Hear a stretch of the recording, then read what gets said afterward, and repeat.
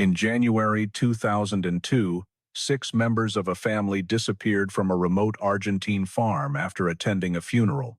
24 years later, forensic teams have unearthed the silent witnesses buried in that soil, the hardened casings of flies that only colonize decomposing human flesh. What lies beneath those 600 hectares of Argentine grassland could finally break a wall of silence.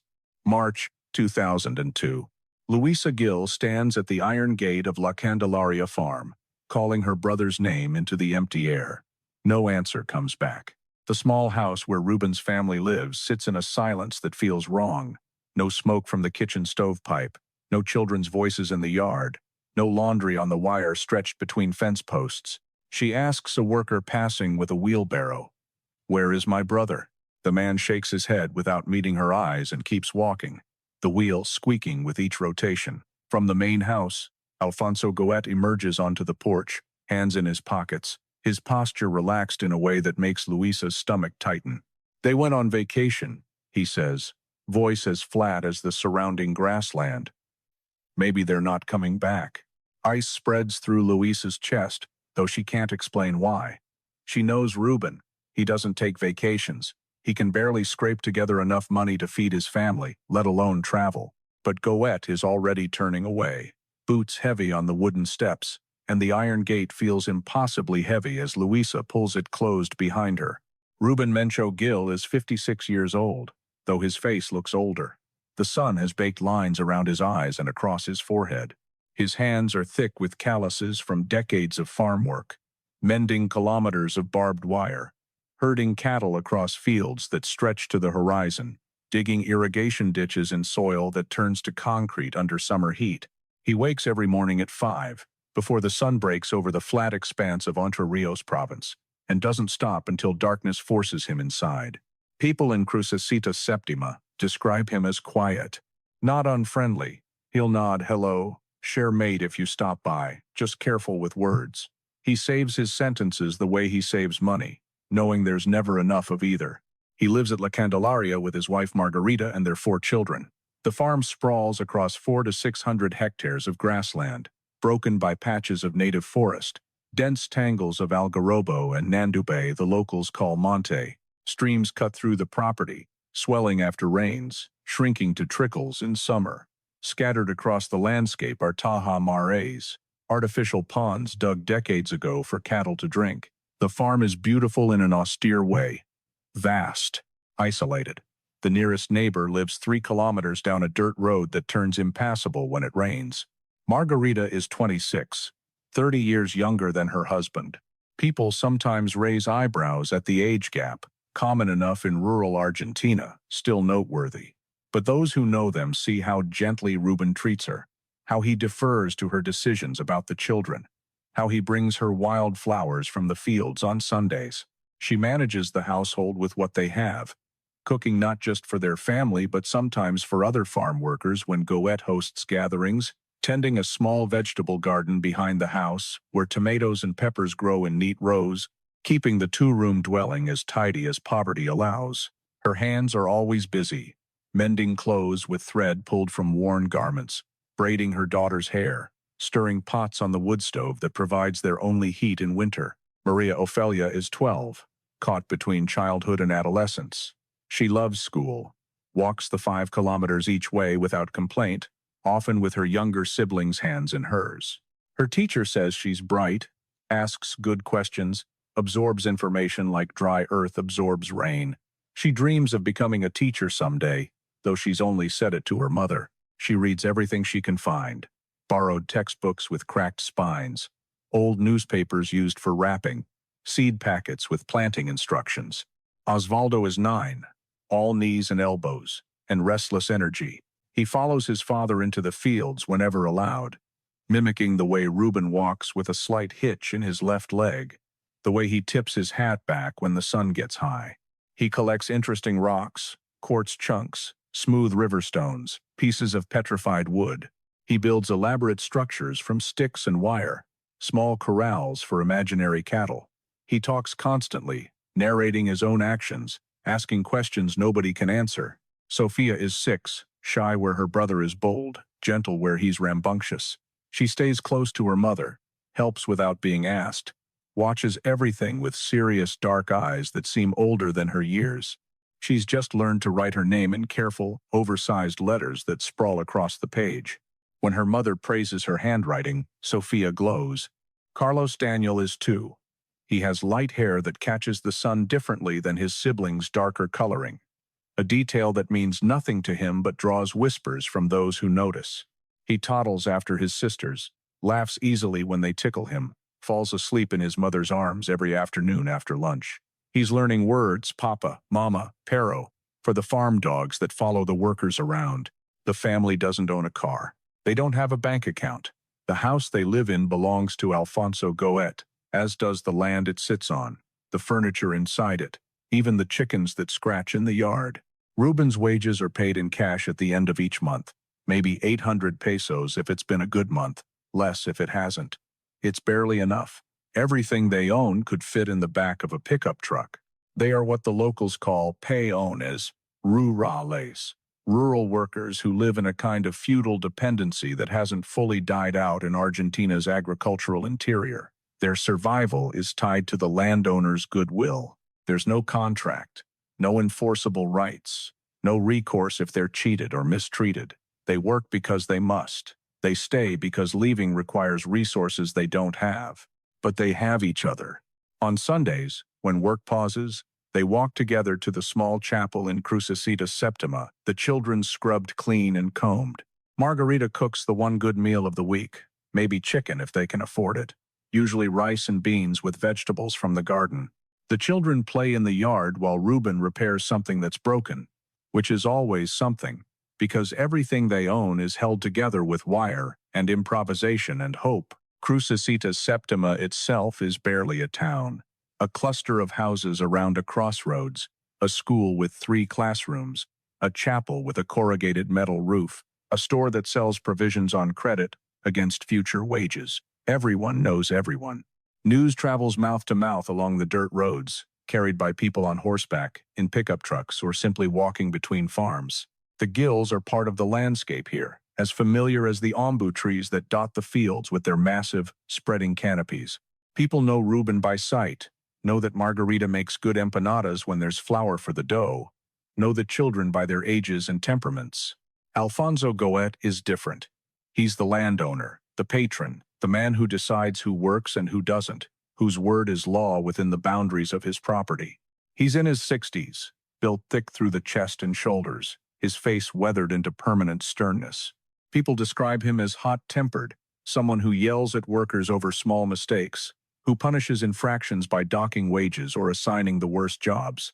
He's been running La Candelaria for decades. The farm is his kingdom, isolated enough that the rules of the wider world apply only loosely. Within the barbed wire, Goet's authority is absolute. Ruben works for him without complaint, at least publicly.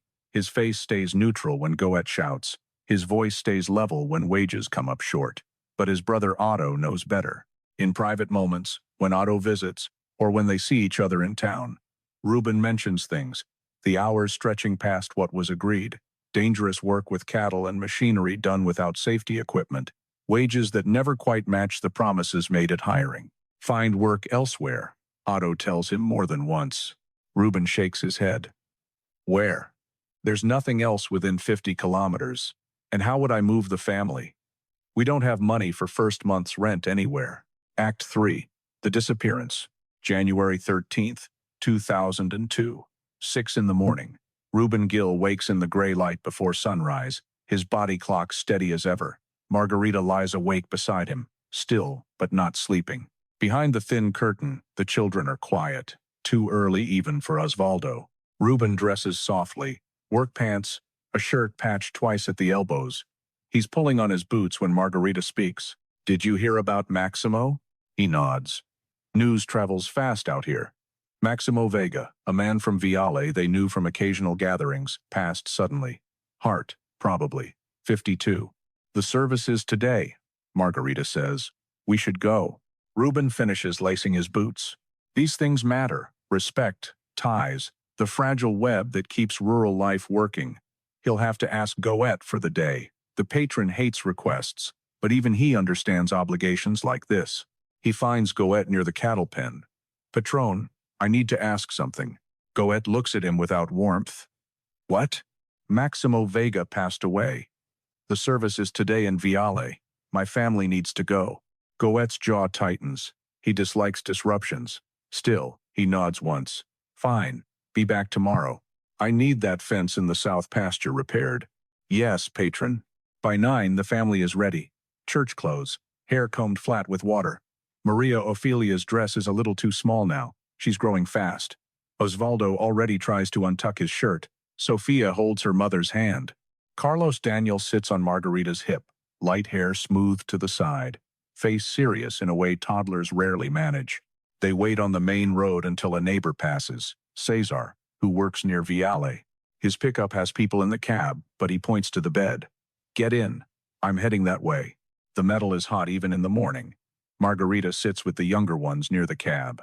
Ruben and Osvaldo stay closer to the tailgate. Maria Ophelia settles between them, already playing the role of buffer. The drive takes 40 minutes as pavement turns to dirt, then to rutted tracks with grass in the middle. The truck bounces hard. Osvaldo grins at every bump. Sofia goes pale. Carlos Daniel points at cows, then hides his face when they hit a pothole too rough. They reach Viale around 10. Bells ring over the square. The church of San Martin stands bright and white in strengthening sun. People gather. Men in their best shirts, women in dark dresses, children scrubbed clean and warned to behave. Inside, the church is packed. Maximo was well known. The service is long. The priest speaks of rest and mercy. Hymns rise unevenly. Incense curls upward, mixing with heat and bodies pressed together. 20 minutes in, Carlos Daniel starts to fuss. Margarita murmurs apologies and carries him outside. The courtyard is cooler under old shade trees. She walks him back and forth, humming without words. Other mothers do the same, exchanging small, tired glances. This is part of it too, the perimeter walk, the soothing, the quiet endurance. When it ends, people spill into the light. Now comes the talking, the remembering, the stitching together. Ruben greets men from auctions and other farms, conversations kept short, cattle prices, weather, work. Margarita stands with women, nodding through familiar sympathy and unfamiliar gossip. Maria Ophelia is pulled into watching a cluster of younger kids. She's patient, steady, good at it. Late afternoon arrives. The crowd thins as people think about roads and daylight. The Gills regroup near the steps. Osvaldo complains he's hungry. Sofia yawns. Carlos Daniel sleeps heavy on Margarita's shoulder. The sky has changed. Clouds stack in the west, dark and tall. The air thickens. An older woman approaches Margarita. "You should stay in town tonight," she says, pointing upward. "That storm is coming fast. Those roads will be impossible." Margarita looks at Ruben. No money for a hotel. No one close enough to ask. And Goet expects Ruben back at dawn. Missing work means losing wages they can't spare. "We'll be fine," Ruben tells the woman, polite but final. "We'll get home before it hits hard." They find Cesar again. He's loading up, eager to leave. When Ruben asks, Cesar nods. "Get in. I want to beat it too." By 5:30, they're on the road. The light turns sharp and strange. Colors too vivid. Shadows too deep. Wind bends the grass in waves. Osvaldo points at birds flying low, fast, rushing for shelter. The first drops hit about 15 kilometers out. Heavy, loud on the truck bed.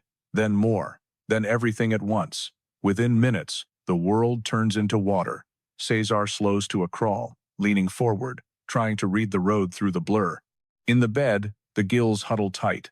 There's no cover. Their church clothes soak through in seconds. Margarita curves over Carlos Daniel. Maria Ophelia shields Sofia. Ruben pulls Osvaldo close. Water runs into their eyes. Hair plastered flat, hands slipping on metal. Lightning turns the fields blue-white. Thunder follows instantly, felt in the chest. Tires slide, catch, slide again. Wipers can't keep up. Cesar crawls forward on instinct. "We need to stop," someone in the cab shouts. But stop where? There's nothing, no stations, no lights, just farmland in every direction. Cesar keeps going because stopping on a dirt road in weather like this means getting stuck. And getting stuck means the night, soaked through. Time loses shape. Every kilometer feels longer. The children cry, scared, cold, overwhelmed. Margarita tries to calm them, but her own voice shakes. Ruben braces himself with one hand on the truck bed, the other around Osvaldo. Somewhere in the chaos, they reach the turnoff for Crucecitas Septima. Or they miss it. Or they take it, and no one sees. There are no witnesses out here. No one would be. What happens next is pieced together later, built from fragments and the hard logic of what follows. The prevailing theory, what Judge Acosta's team comes to believe, is that the Gill family did make it back to La Candelaria sometime between 1800 and 1900 hours. Maybe the truck brought them all the way.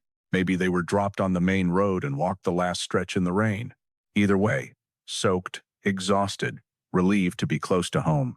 They may have reached the house, changed into dry clothes, lit the stove, started something warm, let their breathing settle.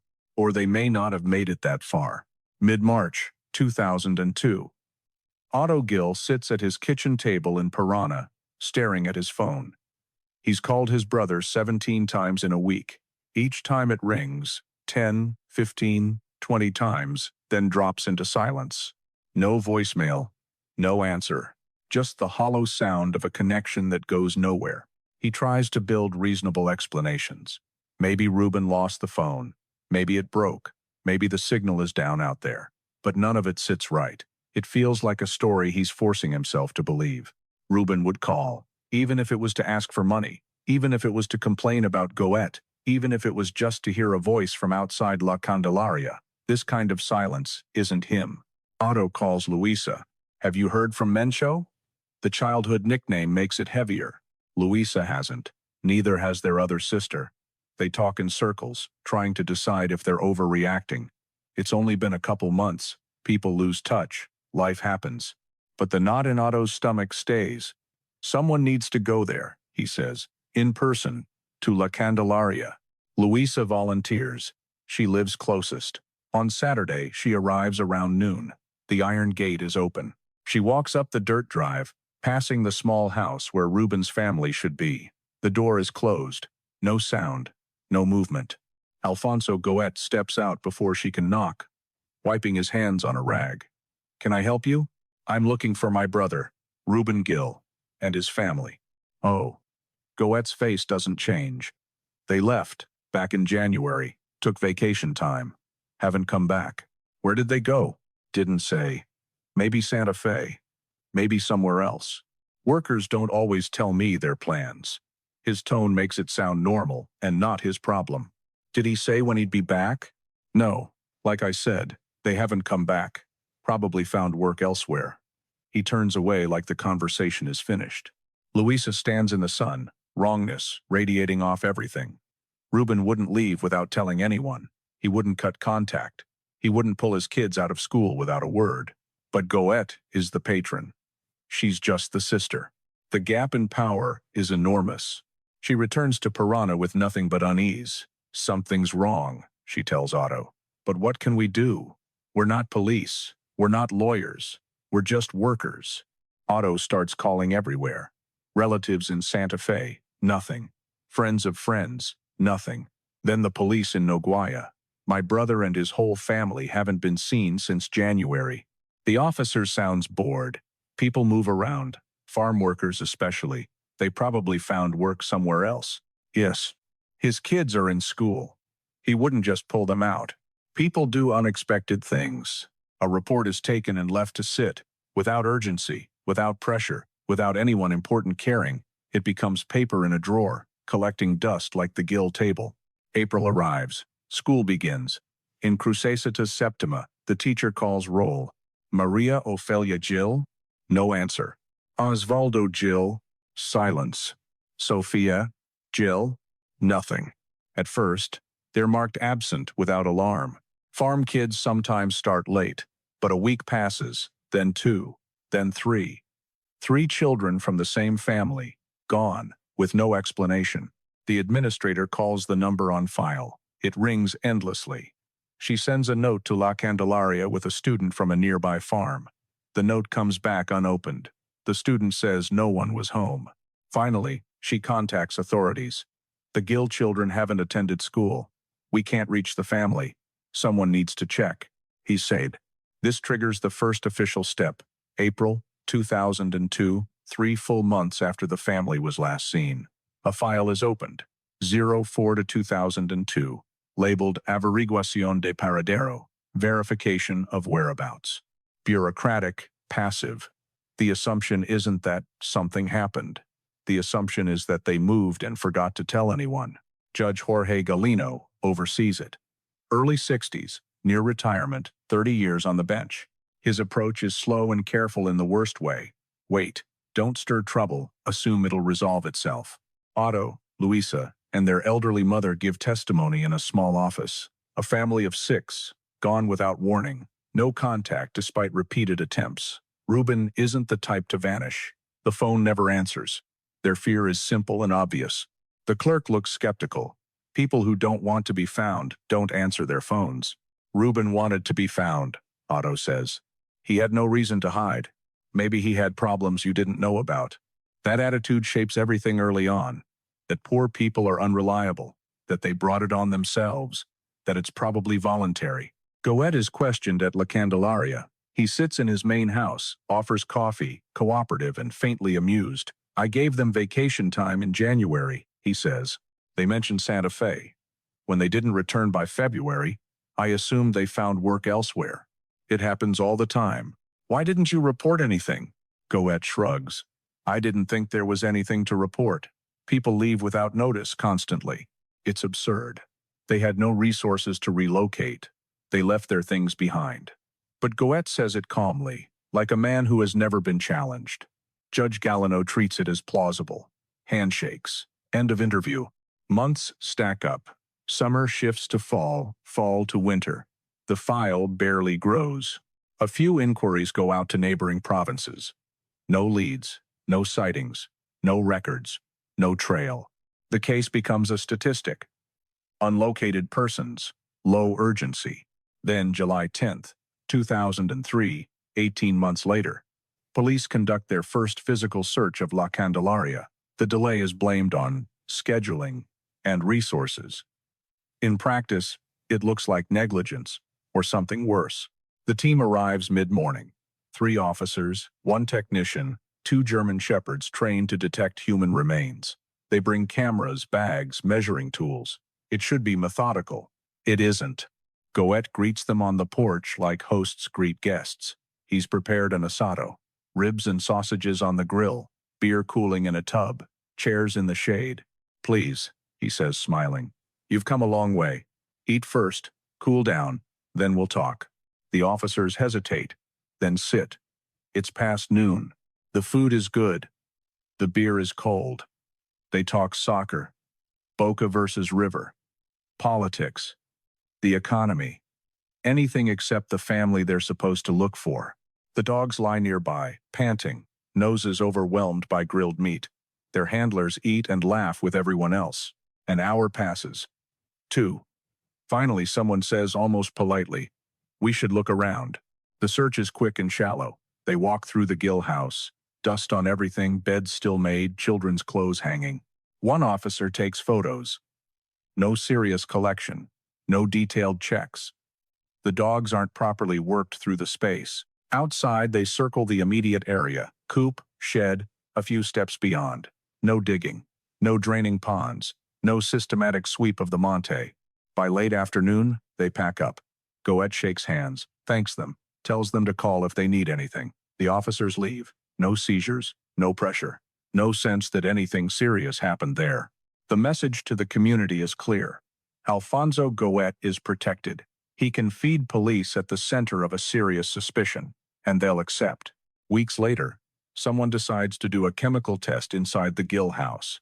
A reagent is sprayed across the floor. Then the lights are turned off and UV is used.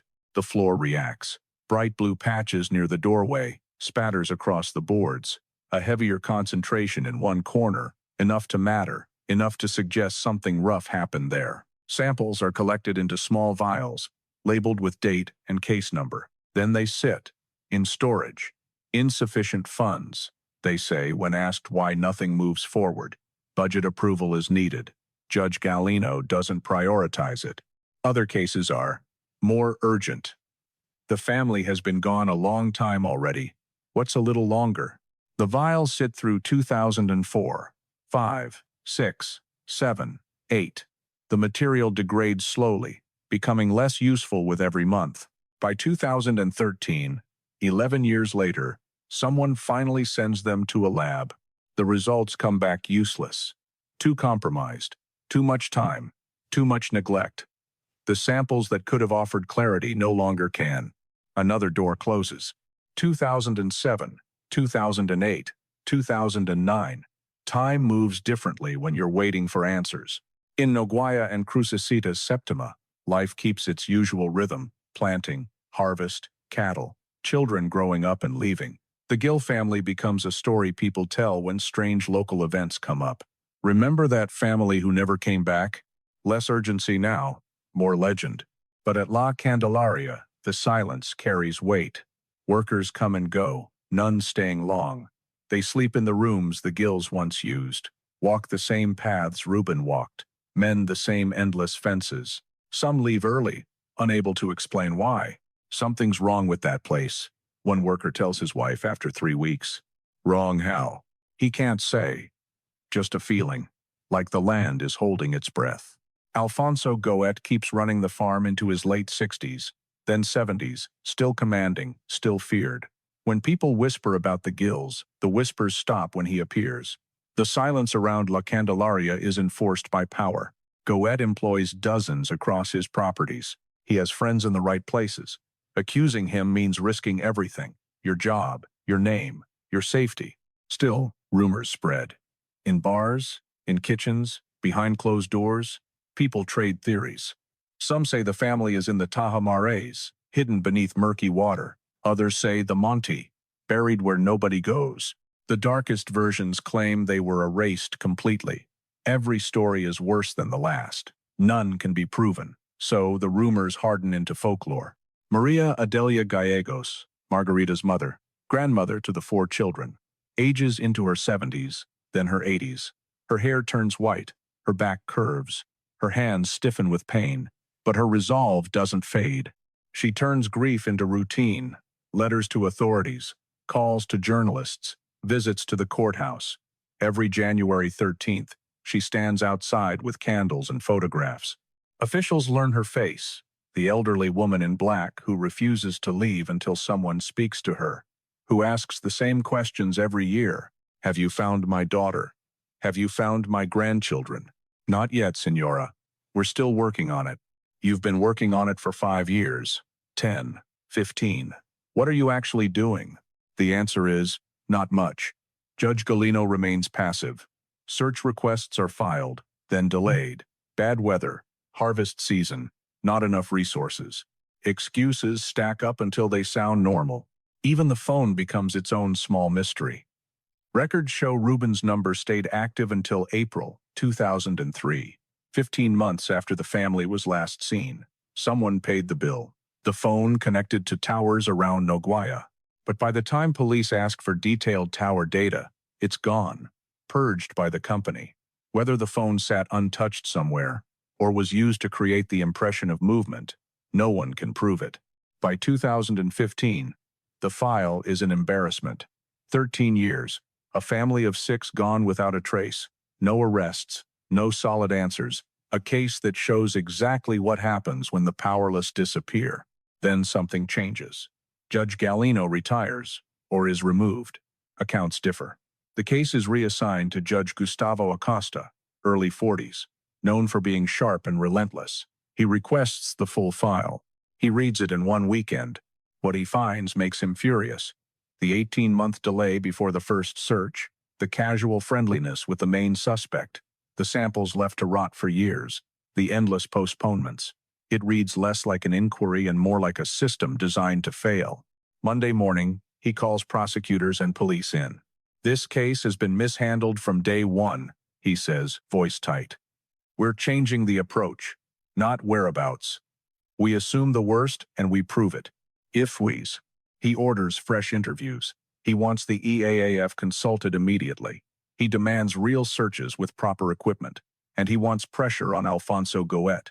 But Goet, now 73, is still insulated. His lawyers are expensive. His connections run deep. Workers give careful answers. I don't know anything. I wasn't there in 2002. I heard they went on vacation. Acosta hits the same wall as everyone before him. Without hard evidence, without people willing to speak, without anything concrete, Goet remains out of reach. The case drifts into 2016, another year, another anniversary, another January 13th with candles outside the courthouse.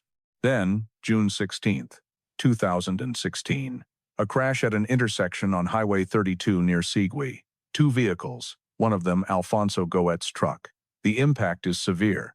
Goet, 74, doesn't survive. The news reaches Noguaya within hours. In small communities, loss travels fast. Phone calls, texts, whispers moving outward like ripples. But this one feels different. Not the usual mourning, more like a collective release. A pressure valve finally opening. People who worked under Goet, people who feared him, people who kept quiet, everyone feels the shift. Judge Acosta hears it in chambers. His assistant knocks, leans in. Alfonso Goet passed away. Car accident. And. Acosta sets down his pen. He doesn't celebrate, but he understands what it means. He calls his team together. The wall just cracked, he says. We push before it rebuilds. Within 3 weeks, the first anonymous tip arrives. A letter with no return address, postmarked from Gualeguaychú. One sentence in careful block letters. Ask Nanny about the holes. That's enough. Acosta pulls old employment records. Armando Nanny, contractor, equipment specialist, worked La Candelaria on and off from 1998 to 2005. They bring Nanny in early 2017. He's in his 50s now, graying at the temples, work clothes smelling of diesel and earth. He sits under fluorescent lights, hands folded tight. For 15 minutes, he gives nothing. Polite denials, vague memory. I was there sometimes. Contract work. It was a long time ago. It's pensive. The prosecutor tries patience, then facts. Finally, the truth that changes everything. Goet is gone. He can't intimidate you anymore. But 6 people deserve answers. 4 were children. 1 was 2. Something shifts. Nani looks down at his hands, at the ingrained dirt he can never fully wash out. When he speaks, it's quieter. I saw Ruben, he says, on the 14th, the morning after the service. The prosecutor leans in. Tell me exactly what you saw. If you. Nani inhales, and 15 years of silence breaks. I was checking irrigation equipment in the eastern section. The storm damaged pipes. I walked the fence line. I saw Ruben about 200 meters away, near where the grass meets the monte. He pauses. He was digging. Digging what? Holes. Several. I could see 3, maybe 4. Deep ones. He was down to his waist in one. What did you do? I walked over, asked what he was doing.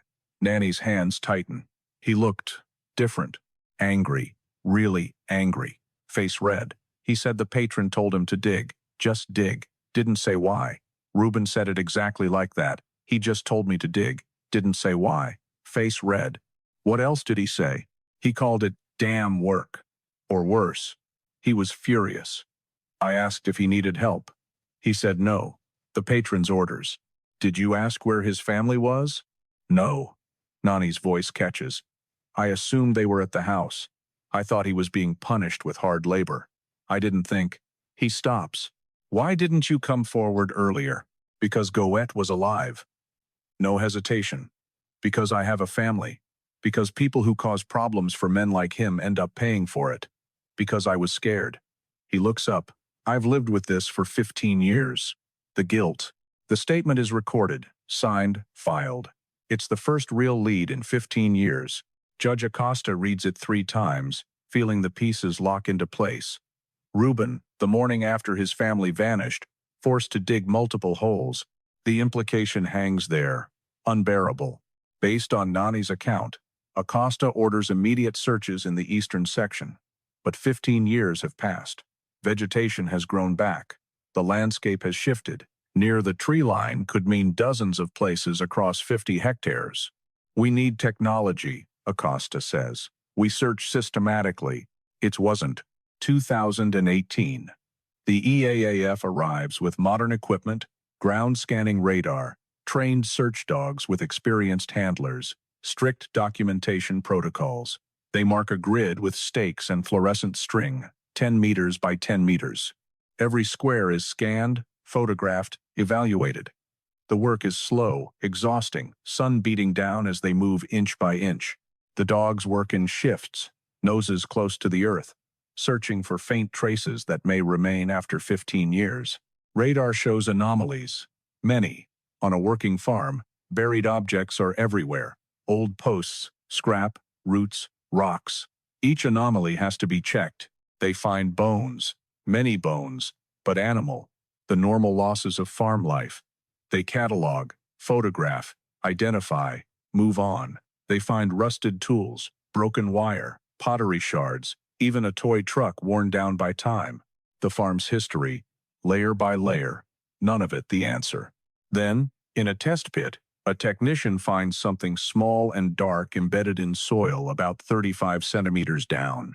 Hardened casings. Pupae, she says. I need the entomologist. The forensic entomologist confirms the species, Cochleomia macellaria, a fly strongly associated with decomposition.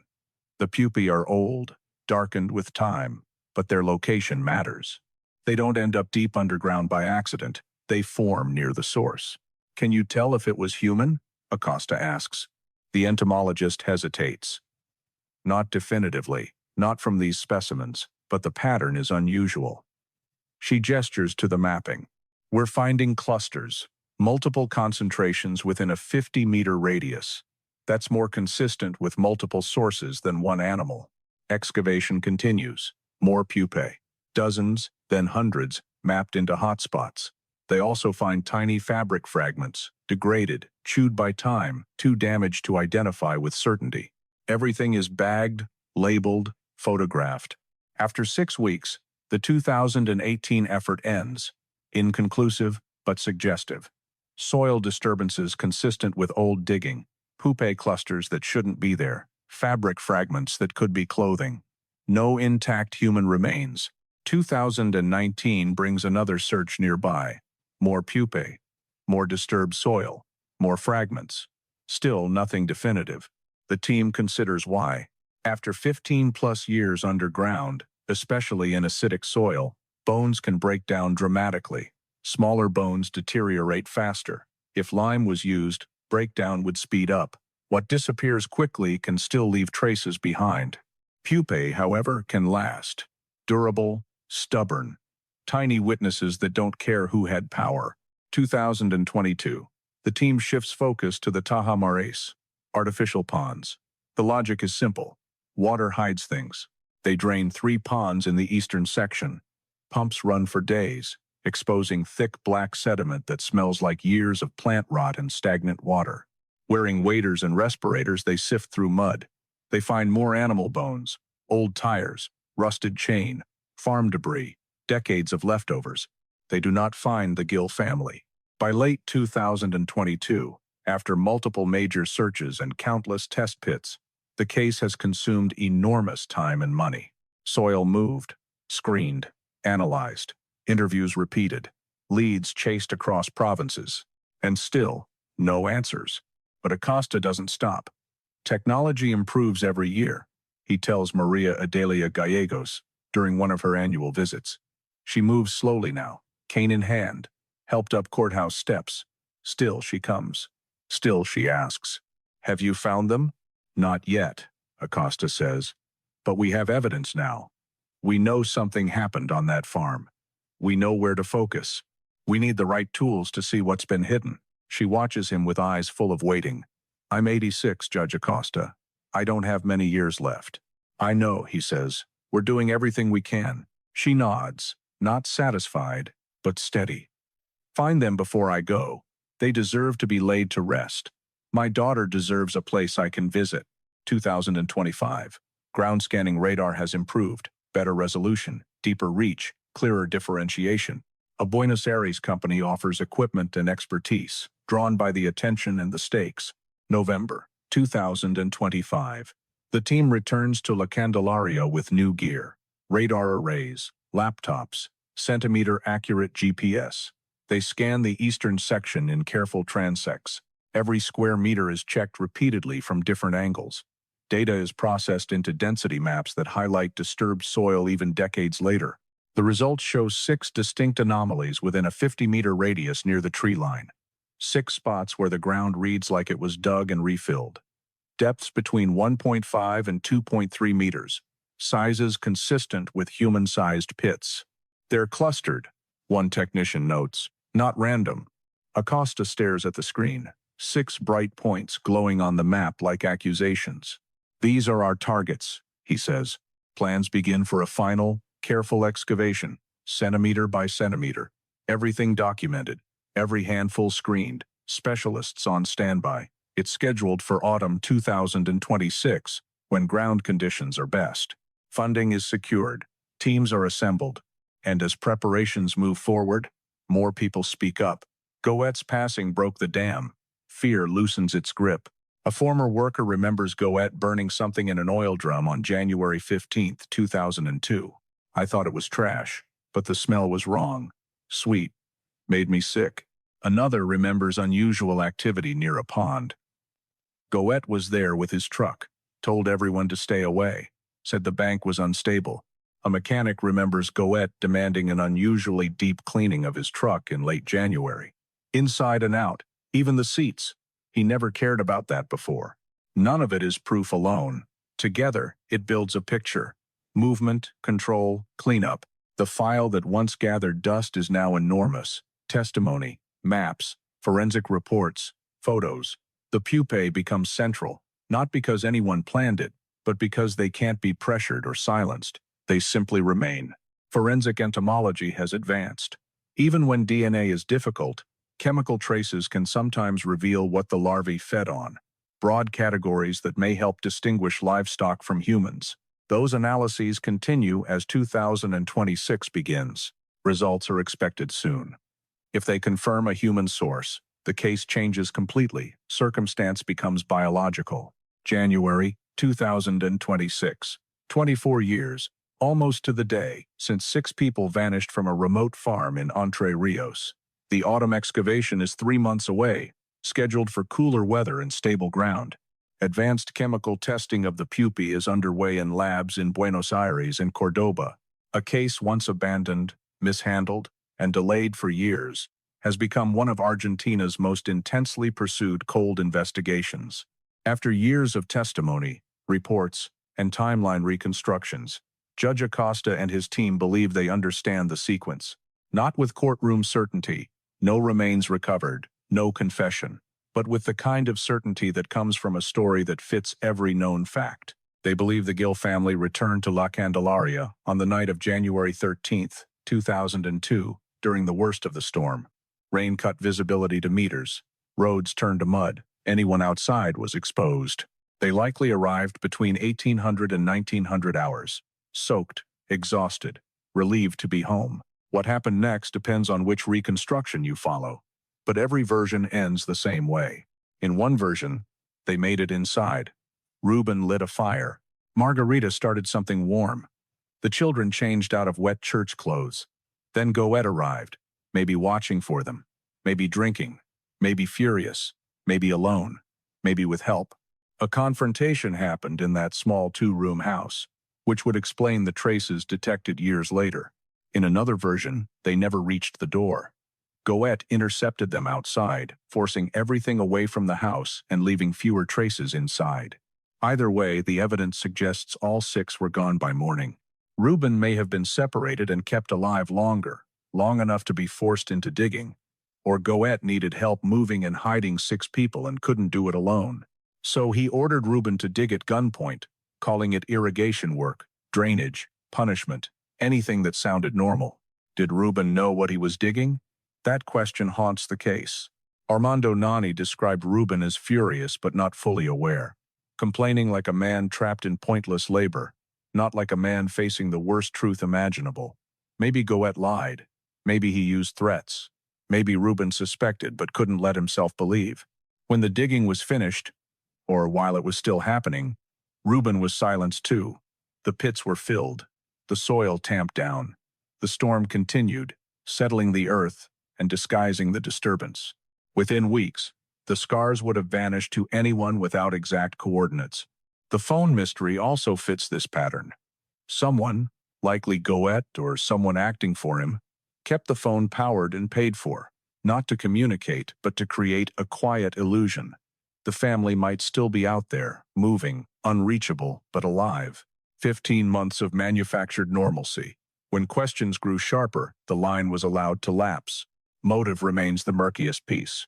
Labor disputes alone don't explain a total wipeout. Men like Goet fireworkers, they don't erase families.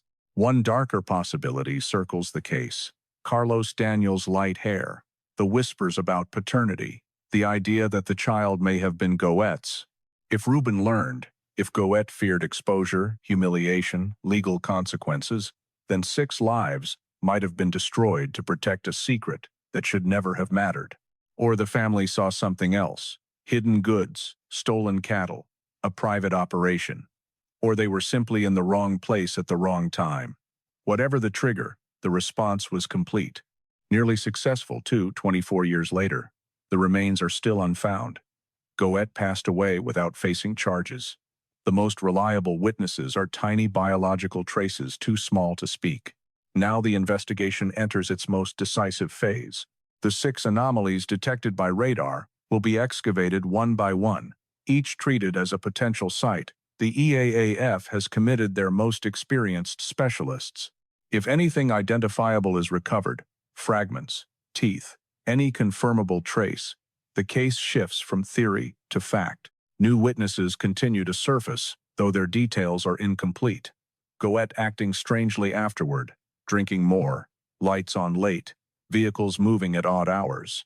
Texture, not proof, but the picture grows sharper. A 12 million peso reward remains active. Tips still arrive, mixed with noise, psychics, thrill seekers, conspiracy stories. Acosta's team filters everything, keeping the focus on evidence. Maria Adelia Gallegos turned 88 in December 2025. She moves slowly now, supported by a walker, her daughter steadying her on courthouse steps, but she still comes for the anniversary, still lights 6 candles, still holds the same photographs she's held for nearly a quarter century.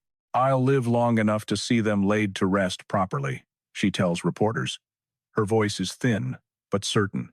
Acosta meets her privately each year. This time he tells her something different.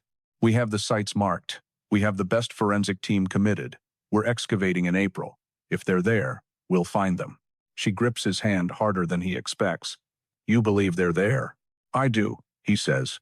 The pupae, the soil disturbances, the testimony, it all points to La Candelaria. They never left. Tears run down her face, but she's smiling. 24 years is long enough to wait. The case has changed Argentina's approach to disappearances among rural workers. It became a symbol, taught in forensic programs as a warning. Don't delay searches. Don't let evidence degrade. Don't treat poor families as optional. Protocols tightened. Timeframes became mandatory. Dogs must be deployed, not parked, while officers socialize. The pupae discovery changed things too. Forensic entomology, once niche, is now standard. Teams are trained to recognize insect evidence. Other cases have been advanced because investigators learned to look for what the Gill case revealed. La Candelaria has new owners now. Everyone knows the history. Workers understand they're living on a site that still holds unanswered questions. Some refuse to go near the eastern section. Others keep working because life demands it. The Gill house is used for storage, tools, feed, parts. Nobody wants to sleep there. No rational reason, just a feeling that won't leave. In Crucecita Septima, the story has become legend. Even children born long after the disappearance know the outline. A family vanished, power protected someone, justice took decades to wake up. But something has shifted. Technology is closing in from every angle. Radar, chemical testing, refined forensic methods. The same isolation that once protected secrets now works against them. Disturbed soil can't hide forever. Chemical traces don't fully disappear. The land remembers. The excavation will be documented carefully. Cameras, controlled media access, independent lab checks. If remains are found, identities will be confirmed against surviving family DNA. Names will be restored. The disappeared will be returned to the world as people again. And if confirmation comes, the investigation shifts once more, from searching for the lost to pursuing accountability. Goethe is gone, but others may have helped. Someone may have moved things. Someone may have maintained the cover story. Someone may have kept that phone active for 15 months. The case can still reach the living. But even if it never does, finding them still matters. A place to mourn matters. A grave to visit matters.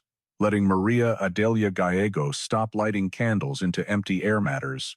Ruben with his calloused hands and careful words. Margarita with her garden and quiet patience. Maria Ophelia, who wanted to teach. Osvaldo with pockets full of rocks. Sophia with serious eyes. Carlos Daniel, who laughed easily. They deserve to be more than coordinates on a map and evidence bags on a shelf. 24 years is long enough to wait. The sites are marked. The team is ready. The excavation begins when autumn comes to Entre Ríos, when the heat breaks and the earth becomes workable again. Somewhere beneath those 600 hectares of grassland, 6 people are still there, waiting. The search continues, and this time, it won't stop until they come home. If you've made it this far, thank you for staying with me. The Gill case is still unfolding, and every time this story is told, it gets one step closer to the truth. If you want more deep dives into real mysteries, missing person cases, and forgotten investigations, make sure to like this video, subscribe to the channel, and turn on notifications so you don't miss the next upload. And let me know in the comments, what do you think really happened at La Candelaria? I'll see you in the next episode.